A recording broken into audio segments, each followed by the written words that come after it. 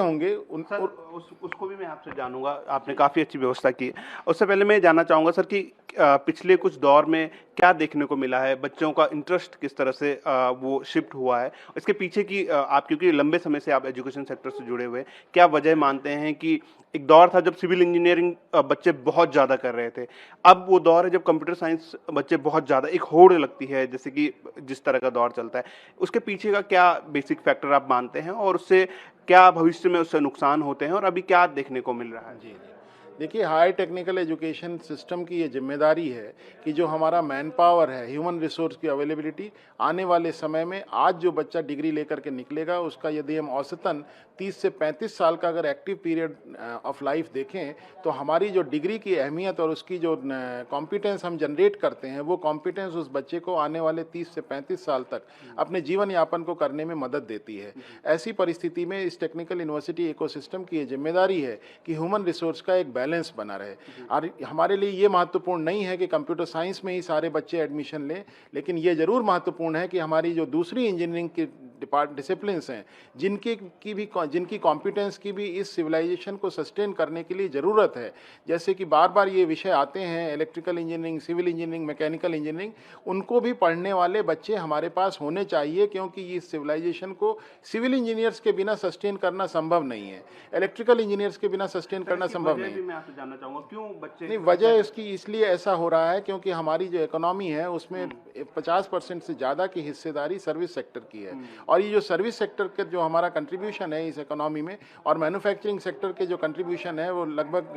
28% के आसपास है। तो ये जो हमारा मैन्युफैक्चरिंग सेक्टर का जो कंट्रीब्यूशन कम हुआ, उसकी वजह से हमारी जो कोर इंजीनियर्स थे उनकी रिक्वायरमेंट कम हो गई, और जो सर्विस सेक्टर की इकोनॉमी है वो एक बड़े वाइट कॉलर टाइप के जॉब्स होते हैं ज़्यादातर, तो उनमें बच्चे बड़े सहजता से अपने जीवन को, बड़ी क्वालिटी ऑफ लाइफ भी अच्छी मानते हैं। हो सकता है कि वो थोड़े दिनों के लिए हों, लेकिन उनकी बहुत लॉन्जेविटी ना हो, बड़े दीर्घकालिक उनमें कैरियर आपका ना बन सके, लेकिन बच्चों को तात्कालिक रूप से ये दिखता है कि आज मेरे पास कंप्यूटर साइंस की अगर डिग्री होगी तो मैं यहाँ पर मेरे को इतनी जॉब अपॉर्चुनिटीज़ हैं। हालांकि वो डोमेन बहुत तेज़ी से बदल रहा है। आपने विगत में भी देखा होगा कि कुछ समय ऐसा आया था कुछ साल पहले कि कंप्यूटर साइंस की जॉब्स की कमी हो गई। हो सकता है आने वाले समय में कुछ समय बाद फिर ऐसा हो जाए। तो ऐसी परिस्थिति में यदि हम एक सिविल इंजीनियरिंग जिसकी की जो पारंपरिक विषय हैं उसके साथ में यदि उसको हम कंप्यूटर साइंस के स्पेशलाइजेशन के साथ में डिग्री देंगे तो उसके पास दोनों अवसर रहेंगे। आज की तारीख में वो बच्चा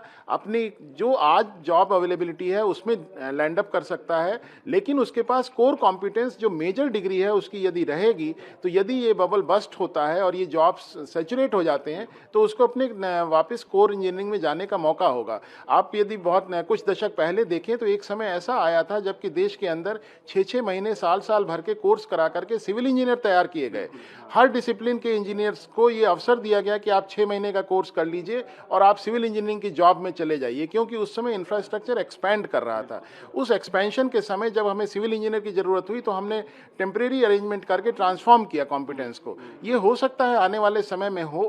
पुनः ऐसी परिस्थिति पैदा हो। इसी को देखते हुए इस टेक्निकल यूनिवर्सिटी ने, और ये हमारी नियामक इकाई जो all India council for technical education है उसका भी मैंडेट है कि मेजर डिग्री के साथ में माइनर डिग्रीज बच्चों को दी जाएं, ताकि उनके पास दो ओपनिंग्स रहें। और प्रेजेंट जो माइनर डिग्री है, जो हमारा मानना है, जो हम लोग ऑफर करते हैं, हमारे पास इस प्रकार से 215 वेरिएंट्स हैं बीटेक डिग्री के। ये वेरिएंट्स में अगर आप सिर्फ एक मैकेनिकल इंजीनियरिंग की बात करें तो उसमें 21 मैकेनिकल इंजीनियरिंग डिग्री के बीटेक के वेरिएंट्स हैं। BTech mechanical engineering with cyber security, BTech mechanical engineering with business administration, BTech mechanical engineering with energy systems, BTech mechanical engineering with data science. तो ये जो अपॉर्चुनिटीज़ खुलती हैं बच्चों को, उसमें डबल ओपनिंग्स होती हैं। आज की डेट में आप डेटा साइंटिस्ट का जॉब मिल जाता है, कर लीजिए, लेकिन आप मैकेनिकल इंजीनियरिंग की कोर कॉम्पिटेंस आपके बैक पे खड़ी हुई है। आपको यदि यहाँ दिक्कत होगी तो आप वापस एज ए मैकेनिकल इंजीनियर अपना कैरियर शुरू कर सकते हैं। अच्छा, आज आपने सर एक